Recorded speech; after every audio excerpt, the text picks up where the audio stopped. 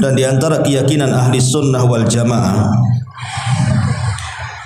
adalah mengimani bahwa taubat itu sebuah kewajiban atas hamba-hamba Allah untuk mereka kembali bertobat kepada Allah Subhanahu wa taala, baik dari besarnya maksiat ataupun kecilnya. Tentunya ma'asyiral muslimin yang dimuliakan Allah Azza wa Jalla, di sini ada isyarat dari beliau bantahan kepada firqah Khawarij yang mereka mengeluarkan para pelaku dosa besar atas nama iman.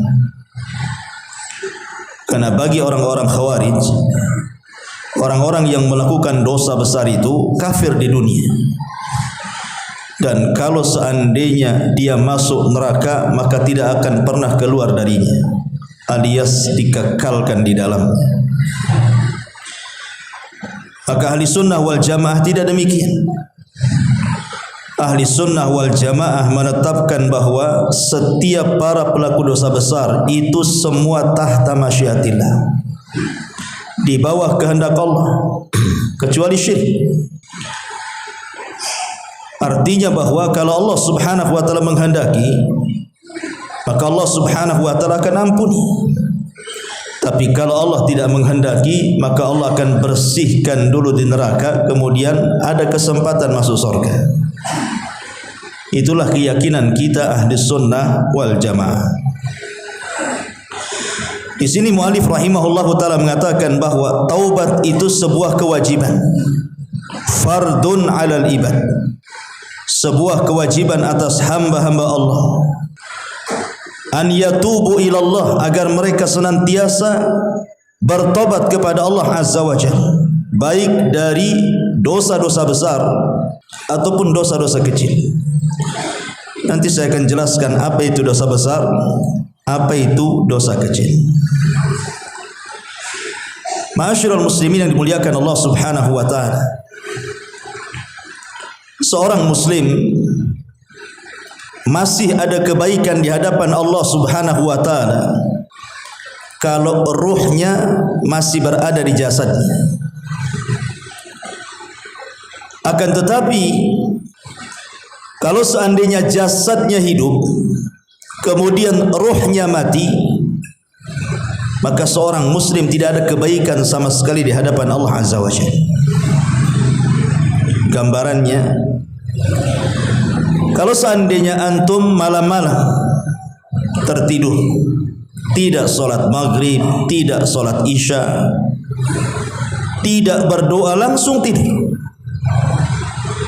kemudian bangun keesokan harinya pun tidak sholat subuh, langsung beraktivitas, langsung kerja, dan tidak ada penyesalan dalam hatinya kalau dia itu sudah meninggalkan kewajiban Allah Azza wa Jalla, seolah-olah sudah aktivitas biasa saja sehari-hari seperti itu, ketahuilah bahwa kita tidak sedang baik-baik saja. Walaupun jasad kita hidup, ketahuilah bahwa ruh yang seperti itu ruhnya mati, karena tidak ada penyesalan sama sekali.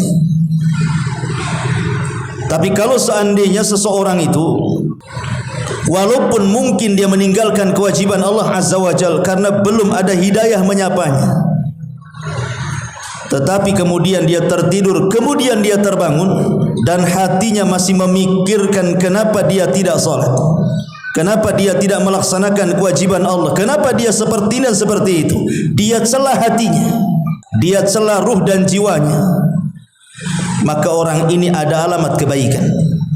Artinya ruhnya mulai hidup dia. Itulah yang disebut dengan nafsul lawamah, artinya jiwa yang selalu mencela dirinya, kenapa dia tidak melakukan hal-hal yang diperintahkan Allah dan Rasulnya. Yang ingin saya katakan ma'asyiral muslimin yang dimuliakan Allah Azza wa Jalla, bahwa di antara alamat ataupun syarat orang itu bertobat adalah adanya penyesalan. Bukan hanya sekedar dia meninggalkan maksiat, berjanji untuk tidak mengulang kembali, tapi dalam hatinya itu ada penyesalan. Menyesal dia. Kenapa dia melakukan dosa? Sebab penyesalan inilah yang menunjukkan bahwa ruh kita itu hidup. Bukan hanya jasad saja yang hidup, ruhnya juga hidup. Dan itu alamat kebaikan. Kalau jasad kita hidup, ruh kita hidup, berarti kita di atas kebaikan. Karena betapa banyak di zaman sekarang ini orang enggak peduli kan dengan kewajiban Allah itu. Meninggalkan solat biasa saja. Solat tidak ada dosa bagi dia. Sudah meninggalkan solat digabungkan dengan maksiat-maksiat yang lainnya, tenang-tenang saja dia. Ini hati-hati, hatinya sudah mati orang seperti ini. Di dalam hadis Nabi sallallahu alaihi wasallam, dalam hadis qudsi, Allah Subhanahu wa taala berfirman, "Ana inda dhanni 'abdi bi wa ana ma'ahu hina yadhkuruni. Fa in dzakkarani fi nafsihi dzakartuhu fi nafsi wa in dzakkarani fi mala'in dzakartuhu fi mala'in khairum minhu. In taqarraba ilayya shibran taqarrabtu minhu dhira'an wa in taqarraba minni dhira'an taqarrabtu minhu ba'an wa in atani yamshi ataituhu harwalatan hadza minar rabb." Ma'asyiral muslimin yang dimuliakan Allah Subhanahu wa taala, Allah Subhanahu wa taala berfirman dalam hadis qudsi, "Sesungguhnya aku ini bersama prasangka hambaku." Jadi Allah itu mengikuti prasangka kita. Kalau kita berhusnudzon kepada Allah, maka Allah pun akan berbuat baik kepada kita. Tapi kalau kita suudzon kepada Allah, Allah pun sama. Karena Allah itu mengikuti prasangka kita. Kemudian Allah mengatakan, "Dan aku akan bersama dia selama dia senantiasa mengingatku," kata Allah. Kalau seandainya dia mengingatku dalam dirinya, aku pun sama mengingatkan dirinya dalam diriku.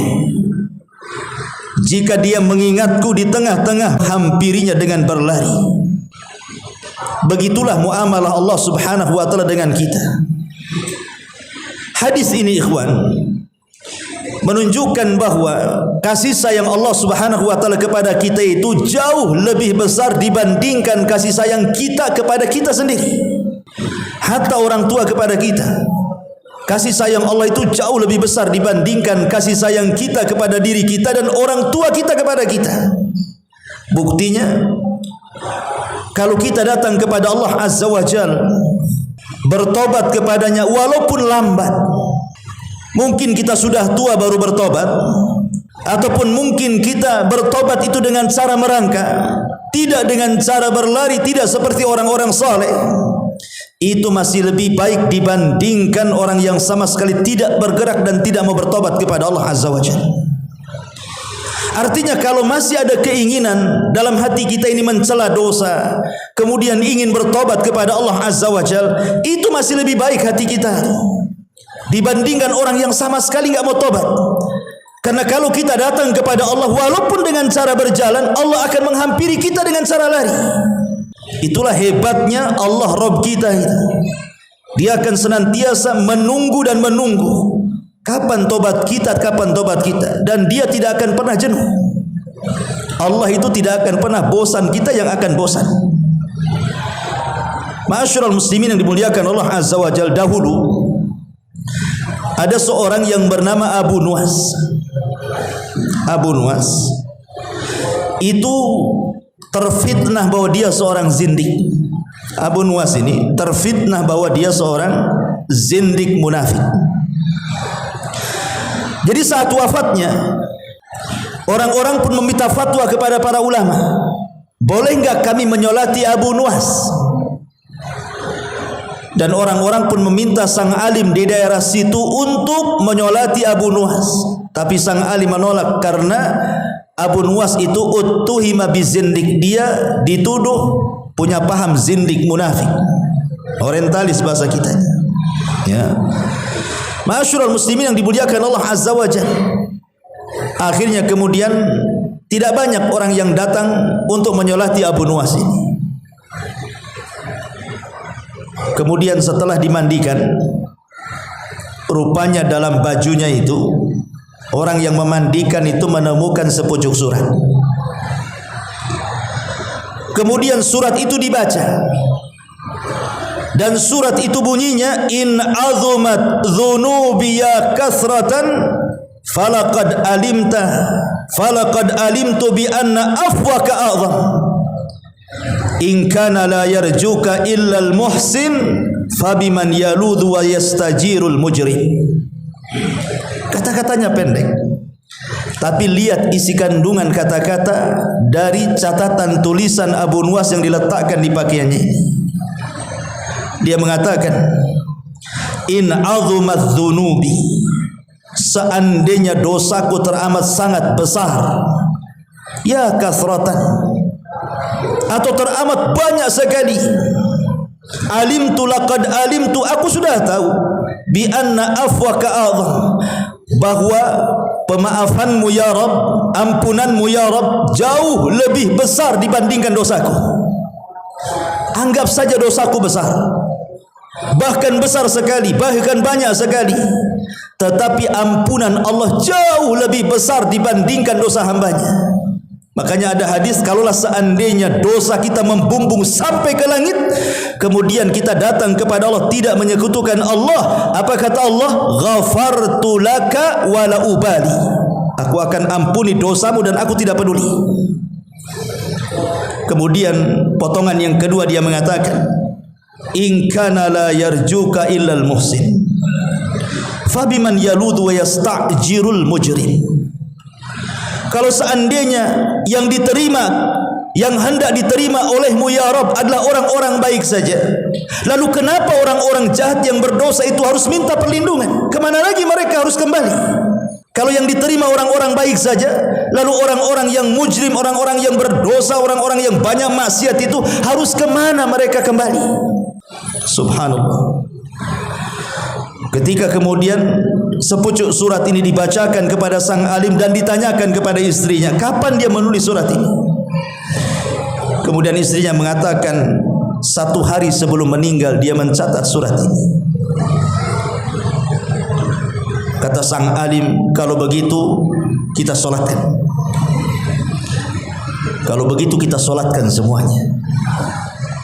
Dari sini ada pelajaran besar, bahwa al-a'mal bi khawatimiha, amal itu ditentukan akhirnya. Amal itu ditentukan akhirnya, bukan awal, bukan tengah. Betapa banyak orang-orang yang lisan mereka mengucapkan astaghfirullah, astaghfirullah, tapi saat kematiannya kalimat itu sudah tidak terucap. Tapi betapa banyak orang-orang yang tidak mengucapkan astaghfirullah, tapi saat kematiannya dia pula mengucapkan astaghfirullah. Maksudnya apa? Ada sebagian manusia itu yang mereka berbangga dengan ibadah mereka, karena dia solat malam terus tidak pernah berhenti, baca Quran terus tidak berhenti, zikir kepada Allah. Itu sebuah perkara yang baik. Tetapi kalau menjadi sebuah kesombongan dan kebanggaan bahwa dia itu jauh lebih baik dibandingkan orang lain, itu jauh lebih jahat orang ini kondisinya dibandingkan orang yang tidak pernah solat malam, tidak pernah zikir, tidak pernah baca Quran, tapi dia menangis karena dosa-dosanya. Kalau seandainya ada 2 orang, yang satu ahli solat, ahli puasa, ahli zikir, ahli baca Quran, tapi dia yaghtar bi amalihi, sombong dengan amalannya, merasa itu paling hebat dia, merendahkan orang lain. Tapi yang satunya amalannya kurang, tapi dia selalu menangis dari dosa-dosanya, dia ingin kembali kepada Allah Subhanahu wa ta'ala. Maka Allah lebih sayang kepada orang yang menangis dari dosa-dosanya walaupun sedikit amalannya, dibandingkan orang yang rajin ibadah tapi sombong dengan ibadahnya. Karena Allah itu yuhibbut tawwabin wa yuhibbul mutatahhirin. Allah itu suka dengan orang-orang yang tobat. Dari sini tidak boleh seseorang membanggakan dirinya, tetapi merendahkan dirinya jauh lebih baik. Karena itulah seharusnya seorang hamba merasa fakir di hadapan Rabb yang Maha Kaya. Ma'asyiral muslimin yang dimuliakan Allah Subhanahu wa taala. Di sini muallif rahimahullahu taala mengisyaratkan tentang pentingnya tobat dari dosa-dosa. Apakah dosa itu kecil ataukah dosa besar? Di dalam sebuah syair yang bagus sekali dikatakan, sebagaimana dinukilkan oleh Al-Hafidz Ibnu Rajab Al-Hambali dalam kitabnya Jami'ul Ulum wal Hikam, jilid yang pertama halaman 402.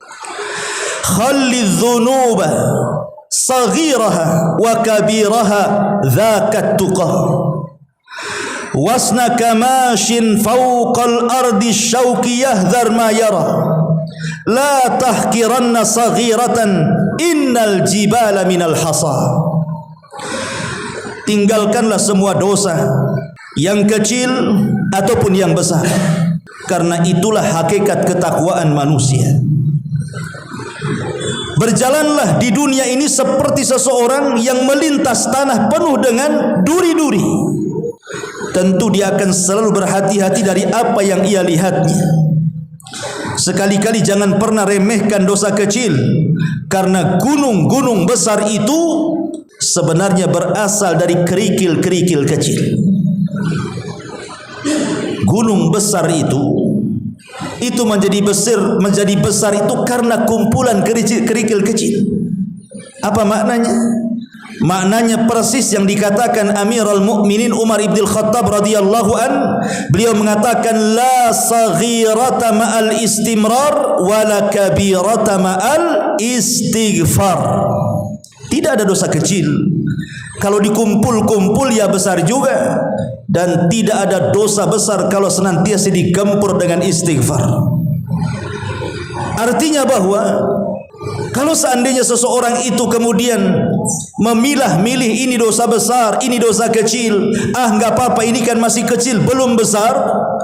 Yang kecil ini terkadang lebih bahaya dibandingkan yang besar.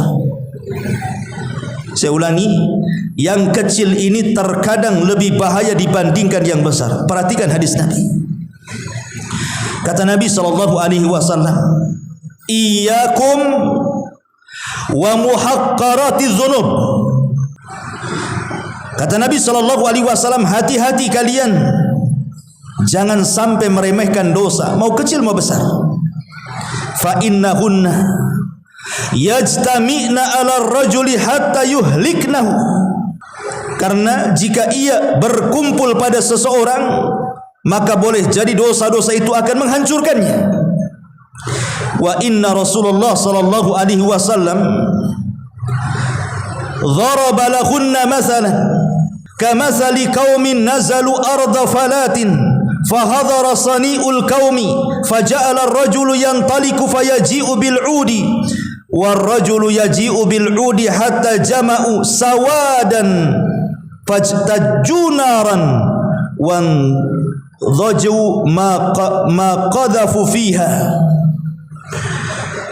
Nabi SAW membuat permisalan.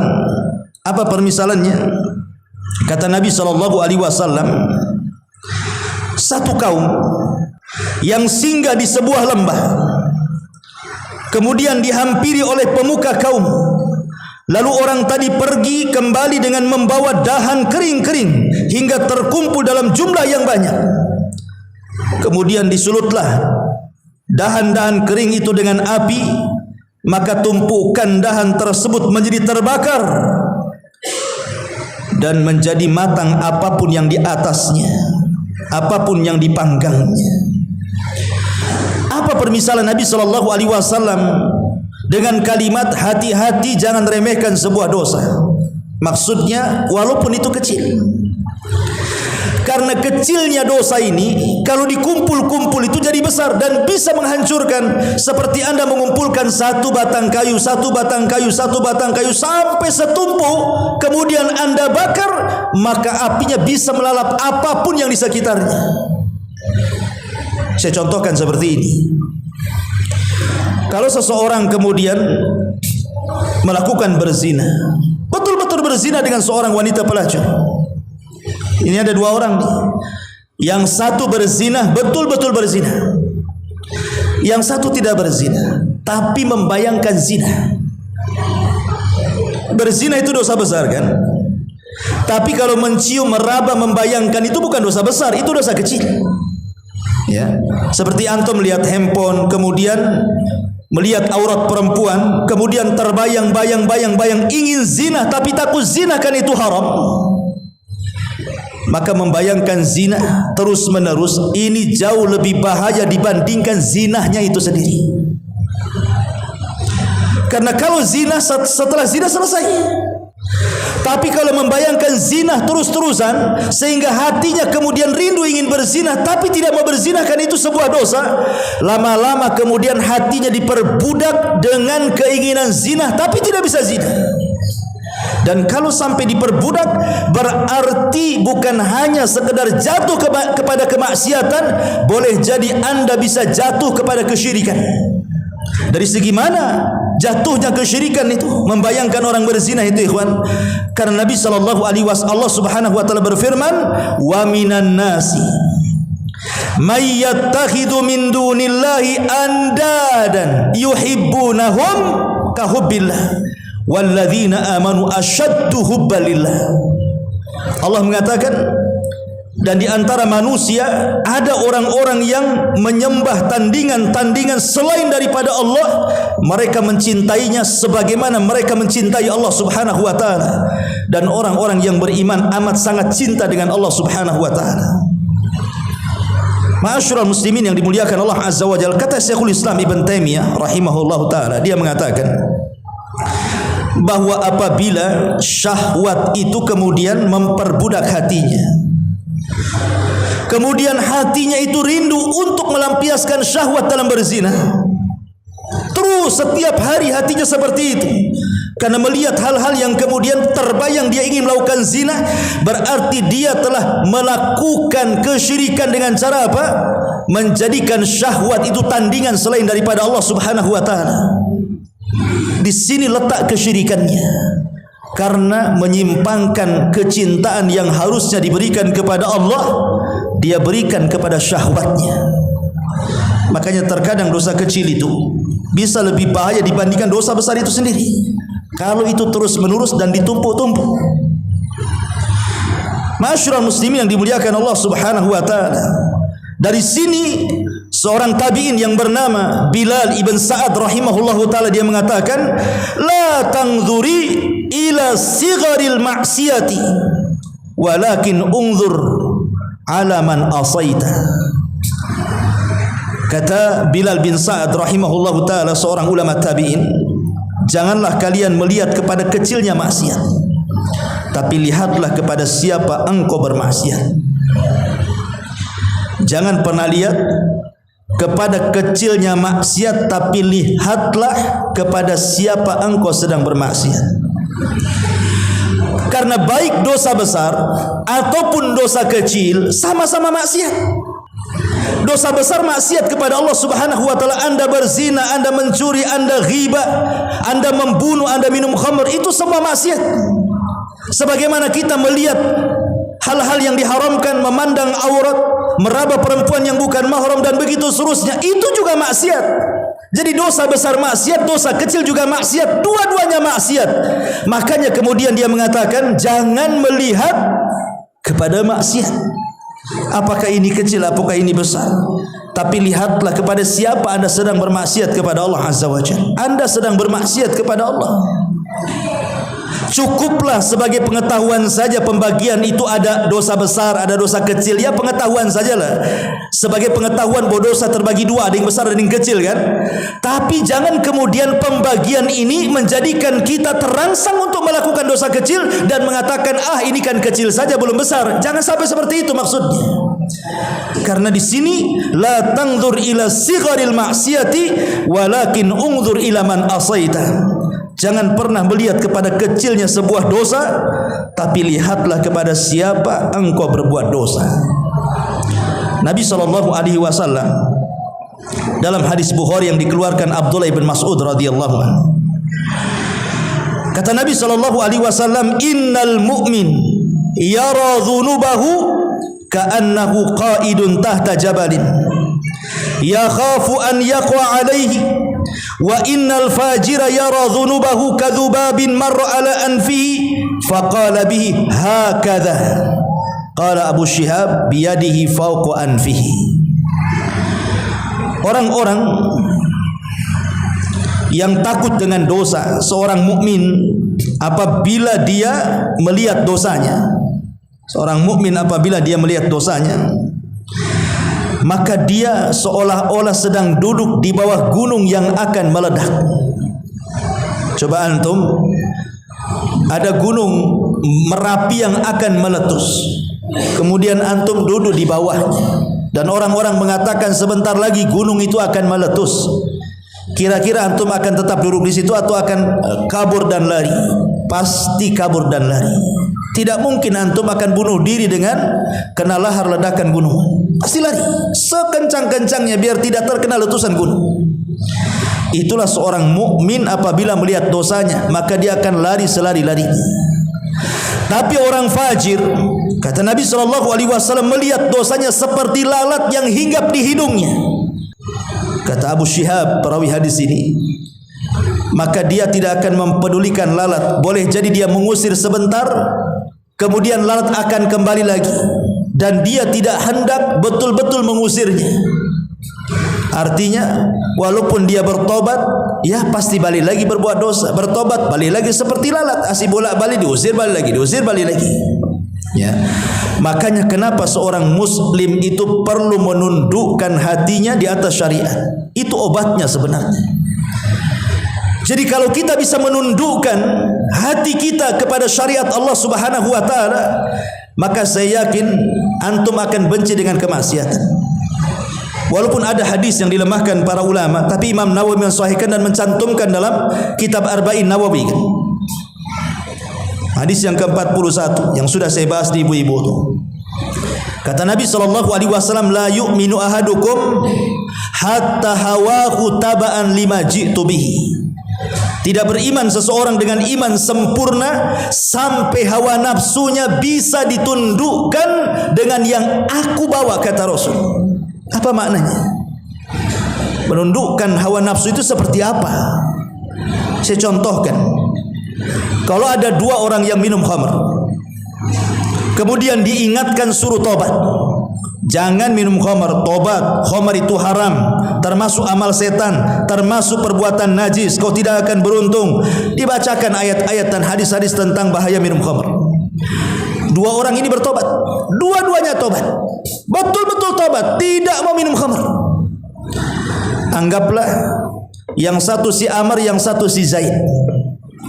Si Amr ini memang betul-betul istiqamah ketika dia mendengar ayat-ayat haramnya khamr, hadis-hadis tentang larangan khamr, betul-betul didengar, dijauhi. Bahkan wasilah-wasilah yang mengantarkan kepada khamr dia jauhi.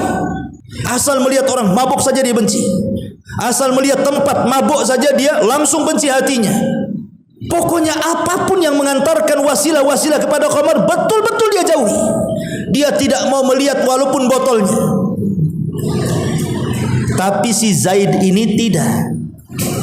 Memang dia tidak minum khamr, sama-sama tidak minum khamr lagi. Tapi si Zaid ini kalau tengok botol masih terbayang tuh, pengen juga saya minum kayak dulu katanya. Tapi takut karena haram.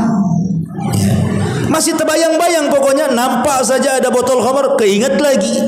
Ada lagi tempat minum-minum di situ, ada gambar apa namanya, merek-merek tuh, Kasbet atau apa tuh di jalan-jalan tuh. Wah, pengen juga tuh. Hatinya masih kepengen tapi tidak melakukan karena dia tahu khamr itu haram.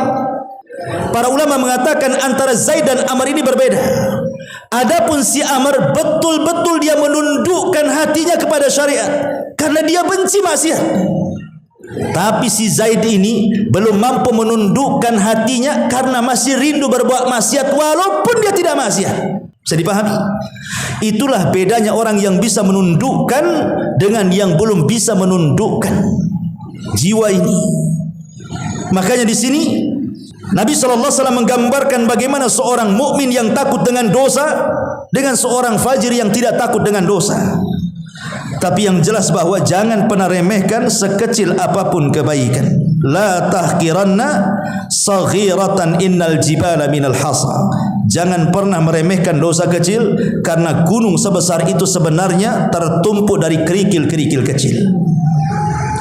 Ma'asyiral muslimin yang dimuliakan Allah Subhanahu wa taala. Kemudian muallif rahimahullah telah mengingatkan di sini, kata muallif, an yatubu ilallah min kabiril ma'asi wa saghiriha. Hendaklah seseorang itu bertobat kepada Allah Subhanahu wa taala dari dosa-dosa besar ataupun dosa kecil. Apa itu dosa besar? Para ulama ketika mendefinisikan dosa besar, kita ambil pendapat yang dikuatkan Imam Ahmad, Al-Imam Al-Qurtubi dan Al-Imam Ibnu Taimiyah serta yang dikuatkan Imam Zahabi rahimahullahu taala tentang definisi apa itu dosa besar. Mereka mengatakan sebagaimana dinyatakan Hasan Al-Basri, annal kabair, bahwa dosa-dosa besar adalah kullu dzambin, setiap dosa, khatamahullahu ta'ala binarin au ghadabin au la'natin au adzabin. Setiap dosa yang Allah tutup dengan ancaman neraka, dengan adanya kemurkaan Allah, dengan adanya laknat Allah, dengan adanya azab Allah, maka itulah dosa besar. Ada definisi yang lain yang ditambahkan, dan juga adanya hudud min hududid dunia.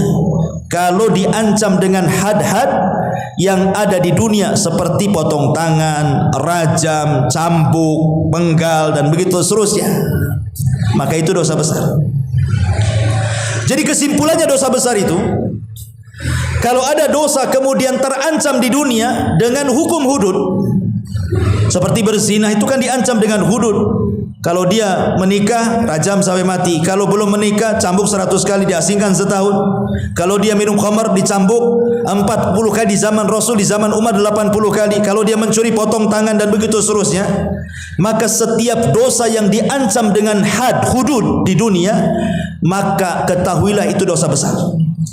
Atau di akhirat dia diancam dengan adanya neraka, dengan adanya kemurkaan Allah, dengan adanya laknat dari Allah, dengan adanya azab.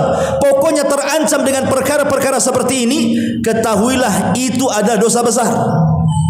Seperti Allah mengatakan, innal ladzina ya'kuluna amwalal yatama zulman innama ya'kuluna fi butunihim nar. Siapapun yang memakan harta anak yatim itu sama dengan memakan di perutnya api-api neraka.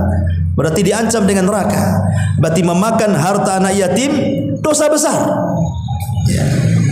Ataupun ketika Allah mengatakan, wa man yaqtul mu'minan muta'ammidan fajaza'uhu jahannam. Siapa yang membunuh seorang mukmin secara sengaja, balasannya jahannam, terancam dengan neraka. Berarti membunuh seorang mukmin itu dosa besar.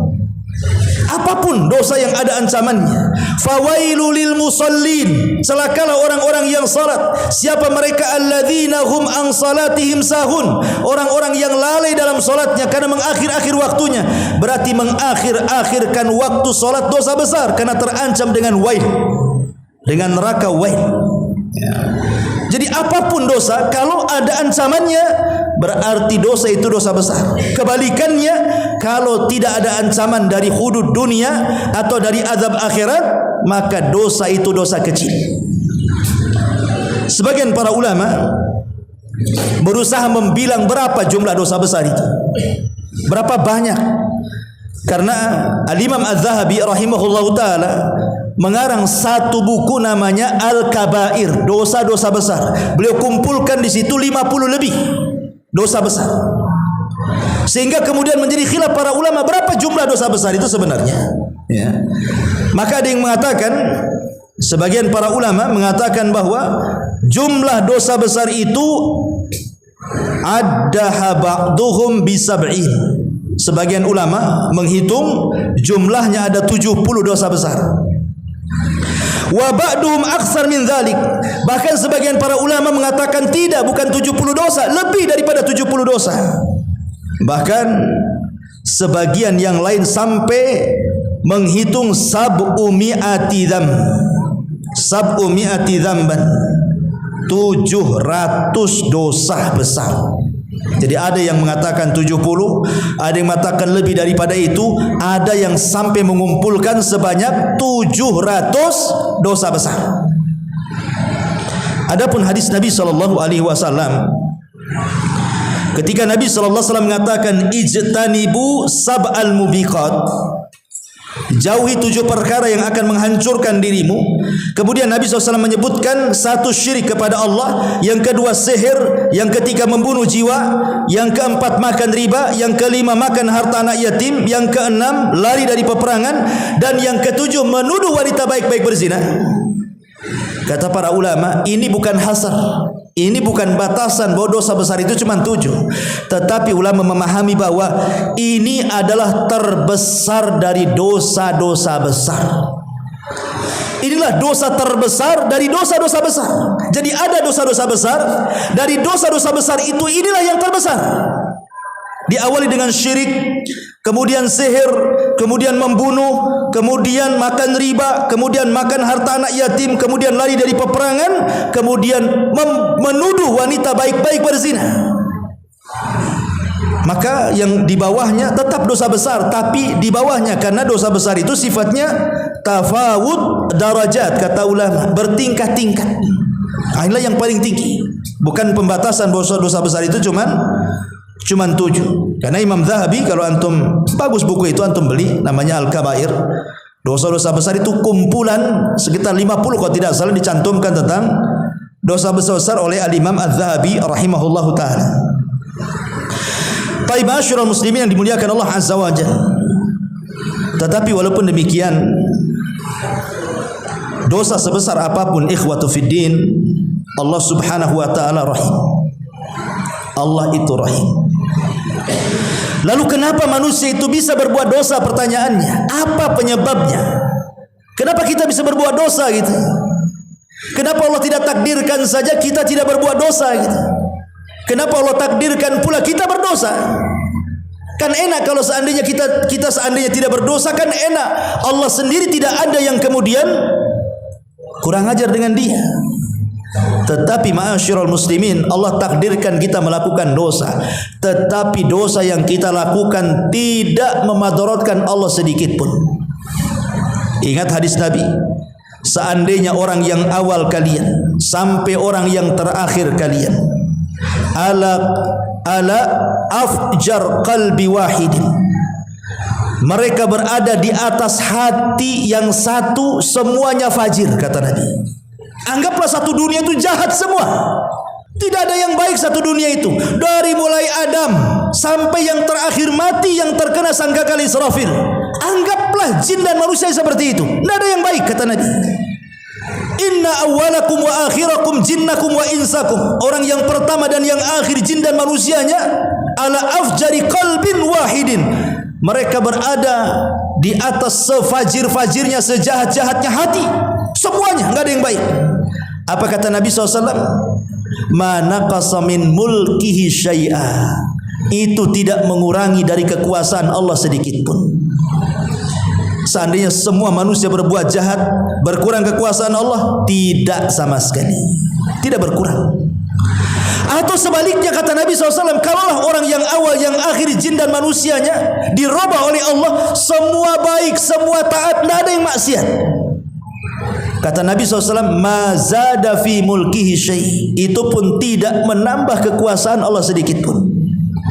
Artinya ketaatan kita tidak menambah kekuasaan Allah, kemaksiatan kita pun tidak mengurangi kekuasaan Allah. Maknanya maksiat itu tidak memudaratkan Allah sedikit pun, karena kita yang berhajat kepada Allah Azza wa Jalla. Lalu kenapa Allah takdirkan kita ini berbuat dosa, ikhwan? Pasti kita berbuat dosa. Kalau Allah Subhanahu wa taala kelak membangkitkan semua manusia di padang mahsyar, kemudian menghadap kepada Allah, demi Allah tidak ada satupun manusia yang menghadap bersih dari dosa. Semua manusia pasti bawa dosa. Kalau seandainya kita menghadap kelak di yaumul qiyamah, di padang mahsyar semua berdiri menghadap Allah, wallahi demi Allah tidak ada manusia yang tidak membawa dosa, ikhwan. Semua manusia itu membawa dosa, baik banyak ataupun sedikit. Karena Allah sudah mentakdirkan manusia itu berbuat dosa. Kata Nabi SAW, kataba libni Adam, Allah sudah mencatat, artinya mentakdirkan, menjadi qada dan qadar Allah Subhanahu wa taala bagi seorang hamba akan senantiasa melakukan perbuatan zina. Kemudian Rasul mengatakan, mata zinanya memandang yang haram, telinga zinahnya mendengar yang haram, lisan zinahnya mengucapkan yang haram, termasuk hidung zinahnya mencium ke yang haram, termasuk tangan dan kaki digerakkan kepada yang haram, dan kemaluanlah yang akan membenarkan atau mendustakannya. Dan itu sebuah kepastian. Manusia di mana saja pasti berbuat dosa. Tidak mungkin tidak. Antum berbuat tinggal di mana saja, mustahil antum tidak berbuat dosa. Sebutkan antum tinggal di mana. Mau antum ngurung di dalam rumah, mau antum di luar rumah, mau antum di keramaian manusia, pasti berbuat dosa. Apalagi zaman sekarang. Tetapi walaupun Allah Subhanahu wa taala mentakdirkan manusia harus berbuat dosa, bahkan bapak kita Adam alaihi salam juga berbuat dosa, tapi Allah itu rahim. Allah itu rahim. Tetap seberapa banyak pun dosa kita, Allah pasti ampuni. Itulah kenapa Allah itu jauh lebih kasih sayang dibandingkan diri kita sendiri kepada diri kita, ataupun kepada orang tua kita kepada kita. Sampai dalam perang Hunain, perang Hunain itu kaum muslimin kan menang. Kemudian banyak budak-budak tawanan perempuan. Jadi Nabi SAW kedua matanya terpusat kepada tawanan-tawanan perempuan. Karena ada satu tawanan perempuan itu, tiba-tiba dia menangis histeris mencari-cari bayinya. Setiap ketemu bayi yang digendong wanita orang lain diambilnya. Setelah bukan bayinya diserahkan kembali. Hampir semua wanita yang pegang bayi diambilnya, tapi dikembalikan kembali, kan itu bukan bayinya. Rupanya Rasul baru paham wanita itu kehilangan bayinya. Menangis dia histeris. Kemudian dia pun sampai terduduk lemas dan hampir putus asa. Tiba-tiba dari kejauhan ada seorang wanita menggendong bayi. Itu adalah bayinya. Ketika melihat bayinya, bahagia luar biasa. Sampai kemudian dia menyusui tanpa peduli auratnya kemana-mana. Kemudian air susunya muncrat kemana-mana, dia gak peduli. Saking tidak sadarnya, karena puncak kesenangan bayinya ketemu. Bayinya ketemu. Masyarul muslimin yang dimuliakan Allah Azza wa Jalla. Begitulah kasih sayangnya seorang ibu kepada anak. Bagaimanapun kondisinya, pasti dia akan mencari anak. Sampai ada kasus baru-baru ini kan, ada orang mati memeluk bayinya kan. Banyak ada anak kecil yang belum makan 2 hari. Yang belakangan tahu kasusnya dibunuh oleh suaminya. Tapi lihat kematiannya, dia peluk bayinya dia. Kata Nabi SAW kepada para sahabat, ambil kayu bakar. Kata Nabi, ambil kayu bakar, buat perapian di sana. Setelah kau buat perapian di sana, kata Rasul, panggil wanita yang baru menemukan bayinya itu. Kemudian kau perintahkan wanita itu, lemparkan bayimu ke dalam api itu. Kira-kira apa jawabannya? Maka sahabat mengatakan, ya Rasul, ini kegilaan namanya. Wanita itu sudah sedih, sudah putus asa karena bayinya hilang. Tiba-tiba sudah ketemu bayinya dan dia merasa bahagia. Tiba-tiba kau suruh dia melemparkan bayi ke dalam api. Ini kegilaan namanya. Dan tidak mungkin wanita itu akan mau, karena kasih sayangnya wanita itu kepada anak bayi itu. Kata Nabi SAW, di sini syahidnya, Allah lebih sayang dengan hambanya dibandingkan wanita itu dengan bayinya. Itu syahidnya. Allah lebih sayang dengan hambanya dibandingkan wanita itu dengan bayinya. Makanya Sufyan Ats-Tsauri rahimahullahu ta'ala sampai mengatakan, kalau seandainya pada hari kiamat ada 2 yang akan menghisab diriku, 1 ummi ibuku dan 1 Tuhanku Allah Subhanahu wa ta'ala. aku jauh lebih memilih Tuhanku dibandingkan ibuku. Walaupun tahu ibuku sayang denganku, tapi Allah jauh lebih sayang kepadaku dibandingkan ibuku kepadaku. Padahal mustahil seorang ibu, apalagi antum anak yang baik, ketika kemudian menghisab antum, pasti antum langsung dimasukkan ke surga lah. Nah, mungkin dimasukkan ke neraka kan? Gak akan hitung-hitungan seorang ibu dengan kita itu. Tapi Al-Imam Sufyan Ats-Tsauri ini mengatakan, tetap aku memilih dihisab oleh Tuhanku dibandingkan oleh ibuku, katanya. Karena aku tahu kasih sayang ibuku jauh lebih besar, kasih sayang Tuhanku jauh lebih besar dibandingkan ibuku. Dari sini Allah katakan, la taqnatu min rahmatillah, innallaha yaghfiru dzunuba jami'a. Jangan putus asa dari rahmat Allah, karena Allah itu mengampuni semua dosa.